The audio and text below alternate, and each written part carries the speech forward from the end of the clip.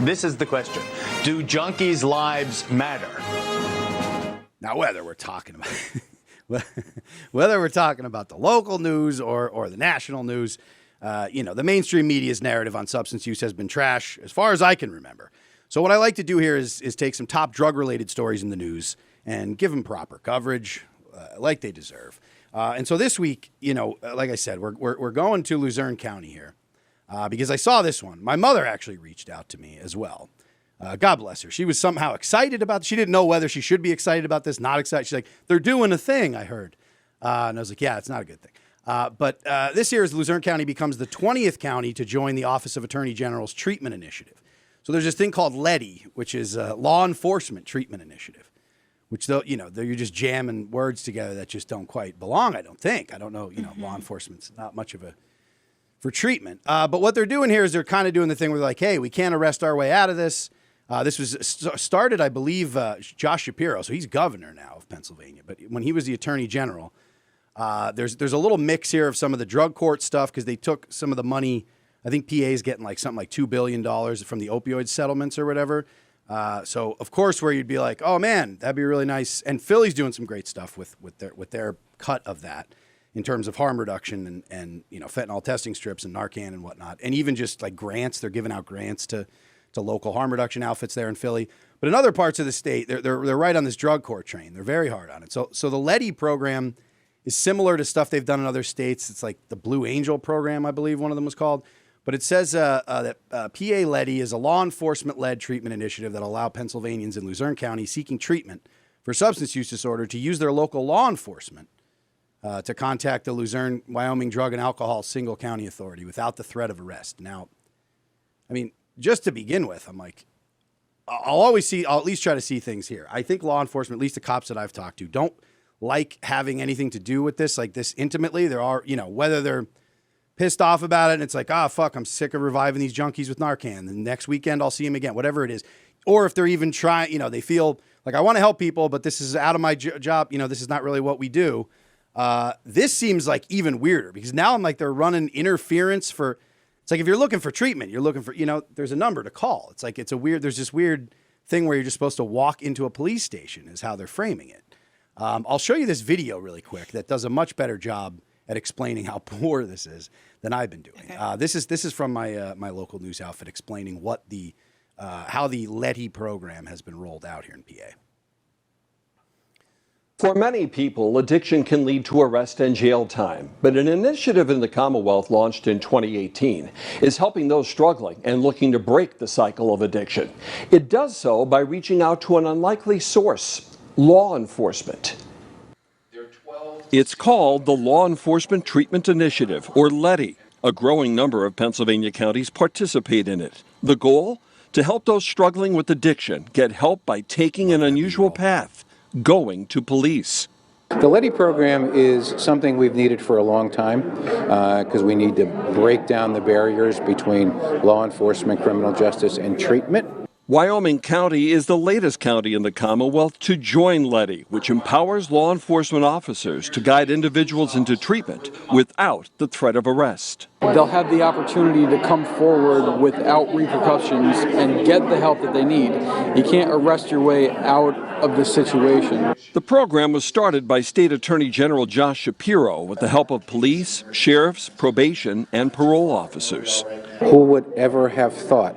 I didn't when I became a police officer and later became a chief, that a person could come into a police station and rather than be arrested for their drug use, say, I need help. And importantly, the police officer, that woman or man, would take them and deliver them to treatment. Anyone seeking treatment in counties participating in the LETI program can go to their local police station where officers will connect them with a local treatment partner to help them on the path to recovery. And what it does is gives the opportunity, instead of making a forceful arrest and going through with the harsh penalties behind it, you actually have the chance to assist someone who's looking for help in getting off of substance abuse. The AG's office and agencies involved in the Letty program believe using treatment as a weapon to fight addiction is vital. It doesn't condone bad decisions or drug use, because drug use can kill you, but it's a way to give people a second chance so that they're not labeled their whole life, there's no stigma, and they can go on and be a productive citizen. Okay, so there's a lot there. There's a lot. So much to unpack. Yeah.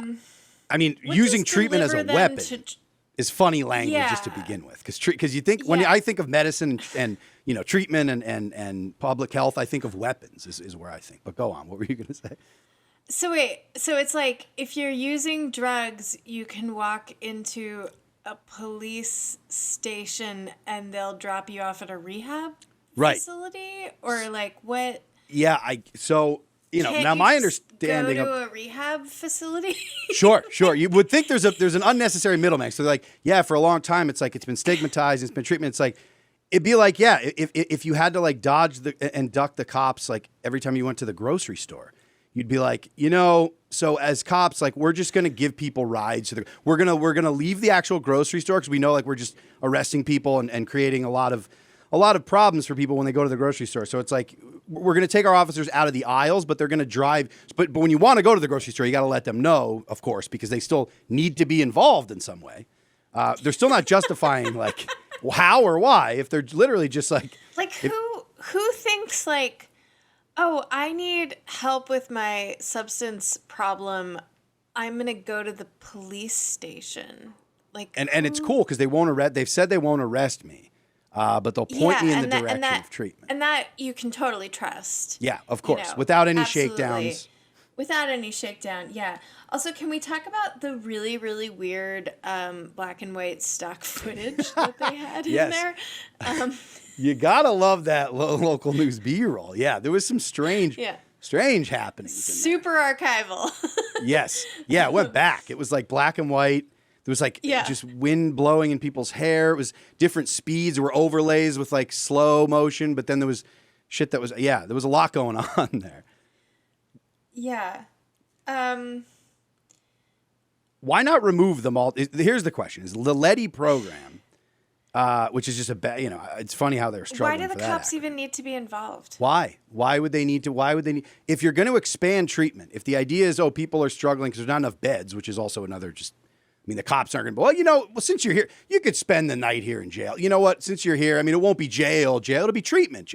But, we're here to help. So you might as well just we'll put you in a cell for the night because there's no beds. But I guess that's the thing. We're here to help. We're here to help. The resources. We can give you Narcan. Yes. Well, Narcan ourselves. If you've been anywhere near fentanyl in the last 2 weeks, we'll end up probably getting it somehow, catching fentanyl, and we'll have to Narcan ourselves.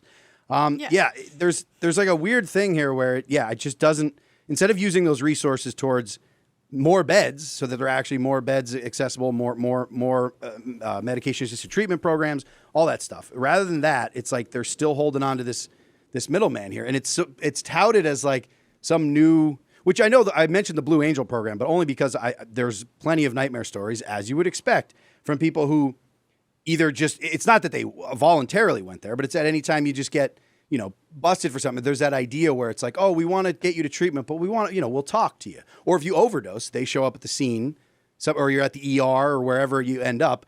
The first people you see when you get up is sometimes, cops. And they're just like, well, we're not going to arrest you immediately, but we have a lot of questions for you. There's a fentanyl ring that's going around. We want to get, so they're pulling you to get involved in like more shit. It's just, there's just no reason for them to be at that critical stage where you're like maybe thinking about that you do want. Like it's all coerced treatment. It's all like drug court stuff. And he says, we don't want to stigmatize it. Second chances are important. Third chances, you can go straight to hell. Like if you fuck this up once, like you fail a drug test and we don't, you're done, is kind of how drug court works. It's like you got to be like sober right now. And that includes like no methadone, no buprenorphine. Like in some cases, some drug courts have been more lenient with that, depending on where you are in the country. But there's a lot of them that are not. Judges are just kind of like, nope, you got to be, there's no opioids in the piss at all, or else you're gone. You're going away. So it's like, it's just this very strange, like, gap that we'll all probably look back on, hopefully, when the kids are grown. We'll look back and be like, this was a weird stage where they were still like talking about cops being involved in public health. Like, I don't know where this weird interim phase between like just straight up, hardcore drug warriors kind of thing to this weird, like, we're here to help. And you're like, but there's other people that if we had more of those people, we could, and you're like, no. It all must go through us. Yeah. And I mean, it's not like there's not advertisements everywhere you look in Pennsylvania for treatment help. Yeah. Yes. I mean, you and I did, a trip out there before COVID, to kind of film some things and do some sort of preliminary development stuff for Murph Meyer's Self-Medicated. And, how many billboards did we see? We kept filming them. Yeah. More than used car dealerships. Yeah. More than like injury lawyers, like, class action lawsuit lawyer billboard. Like I would say they were far and away. They were right up there with like fast food billboards. So it's not up there. Like it's not like the information's not out there and not available to people. And I feel like a police station is just the last place any drug user is going to want to go. Yep. Yeah. It makes no one would voluntarily do that. So then you just start asking yourself, well, what is this program really? Because it's not just the cops sitting around waiting for people to come in. Like if they're already pissing and moaning that they got it into the police force. Yes, exactly. So that's exactly what it is. There's more money diverted through there, and to get any sort of funding for, like, you just have to, like, for Shapiro and stuff in some of these counties, it's like, oh, well, when this opioid money comes through, we still have to, like, placate law enforcement. We still have to have them involved. Whatever the hell his personal thoughts are on it, I don't even know. But as far as, like, trying to get some, like, well, medication-assisted treatment is a thing, and these are interventions public health interventions that would work. It's like, even that, you still have to then be like, but everything is like, when you need a ride, if you need a lift, like, you know who to call. It's like, no, it's not. That's not. That just adds another whole element. And then talking about it to be like destigmatize. You're like, they're just throwing out buzzwords. Like this is a DA of Wyoming County just talking about. He's like, when I was coming up, I was a cop at first, then I was a chief of police. Now I'm the DA. So now I'm the top cop. So like all I've been doing is putting people in jail my whole life. So I never even thought. I mean, you tell me if I went in a time machine and told my young self that these junkies were going to like get a second chance in some way, or that they'd not get arrested, they'd be forced to go to treatment. Like I would have been like, no way. And I'm like, well, that's a great mentality from the person who's also running these programs. It's like, they can't even believe it's happening. I'm like, who is this for? Yeah. Like, they don't want it. We don't want it. It's like, it just seems like another bizarre middle, like two-step thing. Yeah. I just feel like there's so much more need in Pennsylvania. Yeah. Rather than boosting up the cops. Yeah. And one of those. I honestly have been just kind of really hoping that Pennsylvania legalizes marijuana for recreational use, because I feel like if there's anything that is going to revive the economy that has been destroyed by the steel and coal industries going away, which has just decimated so much of the economy of Pennsylvania.